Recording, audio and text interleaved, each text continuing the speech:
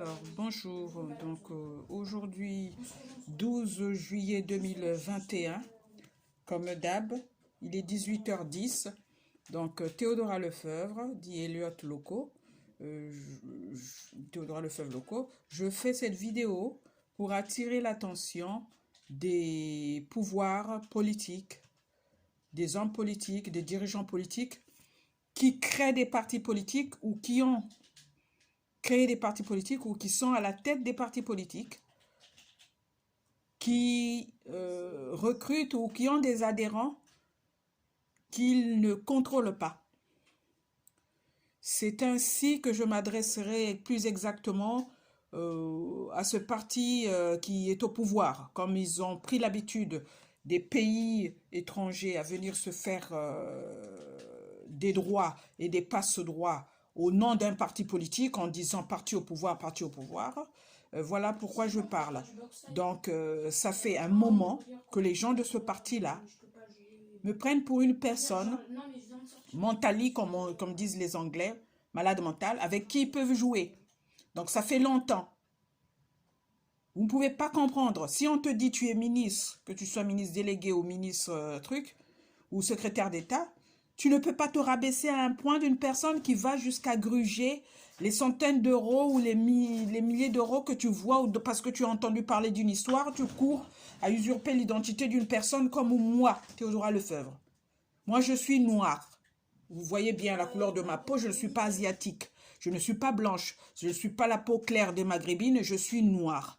On ne peut pas usurper mon identité par 1000 personnes. On ne peut pas voler mes courriers par 1000 personnes. On ne peut pas, comme on dit, bloquer mes droits dans ce pays de droit, dit de droit, par 1000 personnes. Et vous saisissez l'Élysée et qui j'ai eu au téléphone, une personne qui vous dit on ne vous connaît pas.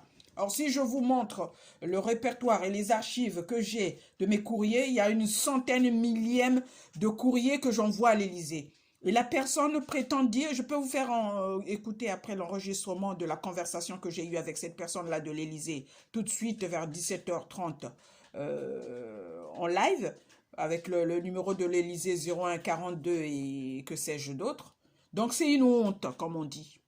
Moi, je pense que le parti La République En Marche, là où En Marche, doit changer de statut ou faire état dissoudre, ne serait-ce que pour que respire ce président de fondateur.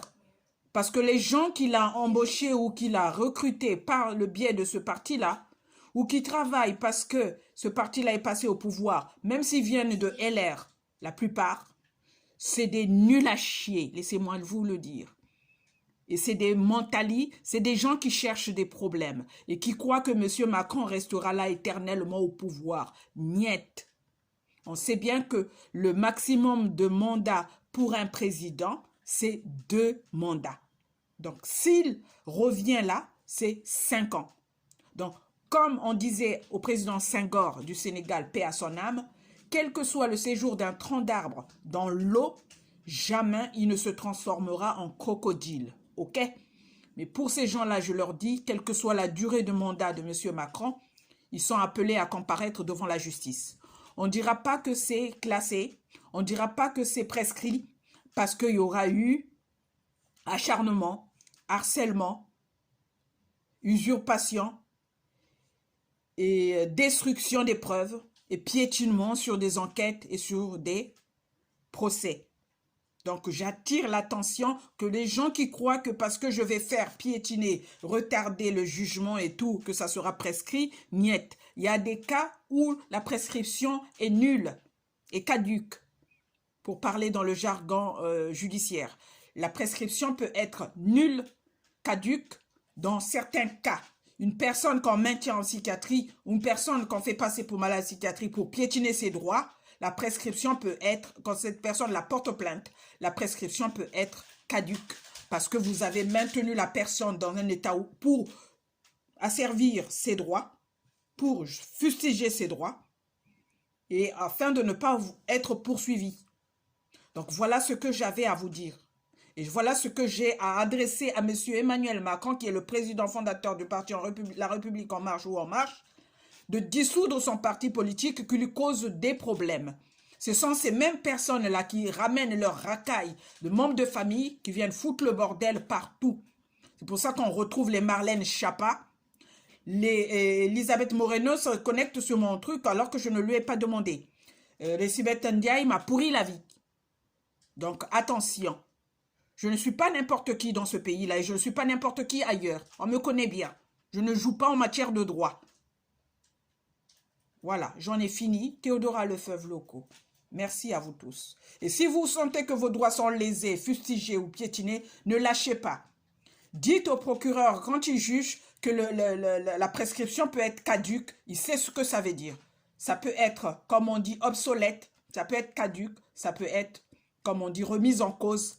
Du moment que la personne, vous avez piétiné sur ses droits et vous n'avez pas voulu prendre les choses en main, n'attendez pas au passage à l'acte, n'attendez pas de Michael Harpin, n'attendez pas de Mila, n'attendez pas de comment on appelle, Charlie Hebdo, n'attendez pas comment on appelle, le professeur là, comment on appelle, tu peux me dire son nom, Emmanuel, le professeur qu'on a tué là?